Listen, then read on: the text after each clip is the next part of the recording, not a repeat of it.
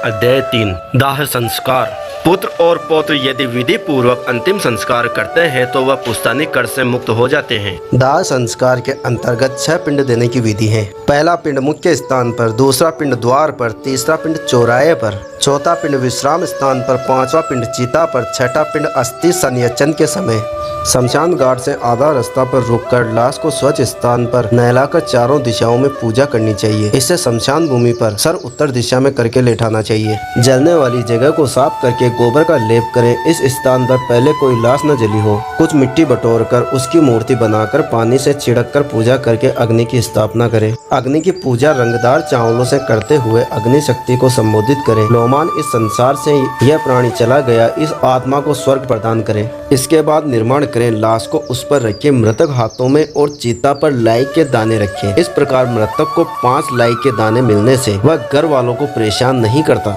शमशान भूमि में शूद्रों द्वारा पहुंचाई गई वस्तुओं से वहां किया गया संपूर्ण कर्म निष्फल हो जाता है।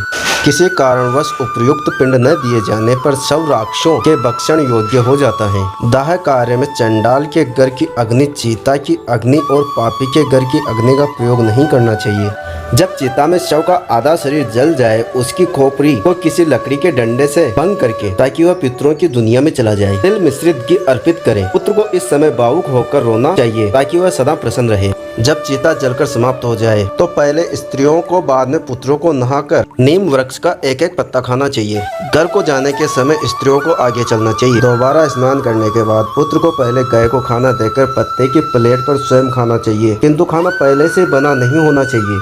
मृत वाले स्थान को गोबर से साफ करके एक दीपक जिसका मुख दक्षिण तरफ हो 12 दिन तक उस स्थान पर जलता रहना चाहिए। अग्निदाह पंचक में नहीं करना चाहिए। जो प्राणी पंचक में प्राण त्यागता है उसकी मुक्ति नहीं होती। माह के आरंभ में धनिष्ठ नक्षत्र के अर्थ भाग से लेकर रेवती नक्षत्र तक का समय पंचकल कहलाता है। पंचक में दाह संस्कार करना हो तो कुश के मानवकार 4 पुतले बनाकर नक्षत्र मंत्रों में उनका अभिनंदित करके शव पर रख दे और उन्हीं पुतलों के साथ दाह संस्कार करें। पुत्रों द्वारा पंचक शांति भी करवानी चाहिए। 3 दिन तक चौराहे पर चिता वाली जमीन पर एक मिट्टी के बर्तन में जो कि 3 लकड़ी की हंडियों से बंधा हो, दूध और पानी से भरा हुआ अर्पण करें। दाह क्रिया के बाद अस्थि संचयन क्रिया करनी चाहिए। इसके बाद दाह क्रिया के समय 6 पिंड तथा 10 गात्र के अंतर्गत 10 पिंडदान आदि की प्रक्रिया बताई गई है। चौथे दिन अस्थि संचयन करनी चाहिए। यदि कोई रुकावट न हो तो दूसरे अथवा तीसरे दिन भी कर सकते हैं। शमशान घाट पहुँचकर स्नान करके स्वयं दुशाला लेकर अनाज का दान चिता वाली जगह पर देवी देवताओं को नमस्कार करके 3 चक्कर काटते हुए यामा यात्वा मंत्र का उच्चारण करते हुए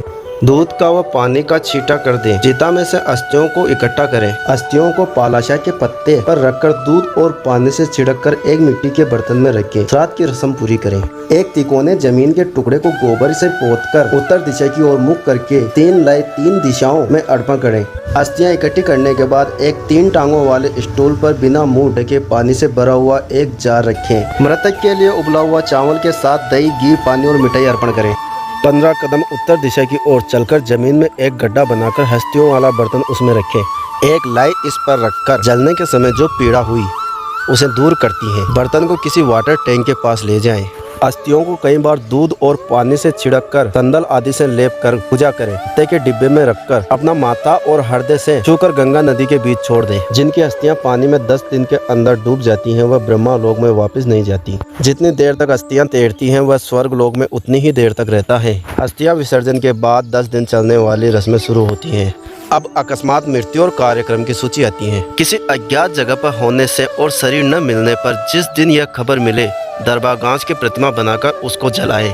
इसकी राख इकट्ठी करके गंगा नदी में विसर्जन करें। उस दिन से 10 दिन तक रस्में पूरी करें। यदि महिला के बच्चा होने से पहले मर जाए तो बच्चे को पेट से निकालकर जमीन पर रख दे और केवल महिला को ही चिता दे। 27 मास तक के बच्चे को मिट्टी में दबाए। यदि इसकी मृत्यु गंगा किनारे होती है तो इसे गंगा में बहा दे। इनसे बड़े बच्चों को चिता देनी चाहिए और हस्तियां गंगा नदी में बहा दे। बच्चों को खाना और एक एक बर्तन पानी का दे। पेट में बच्चा मरने से कोई रस्म नहीं होती। शिशु के मरण पर दूध का दान, बच्चे के मरण पर दूध का बर्तन, मिठाई, खाने की वस्तुएं दें। मलिनशोदशी के बाद मध्यशोदशी श्राद्ध विष्णु और 5 देव श्राद्ध एकादश को किए जाते हैं। विद्वान ब्राह्मणों को कुश या चावल के चूरन से ही सांड का निर्माण करके उसका उत्सर्ग करना चाहिए। गरुड़ पुराण के अध्याय 3 की यही समाप्ति होती है। अध्याय 4 के लिए हमारे चैनल को सब्सक्राइब करें और जुड़े रहिए हमारे चैनल से।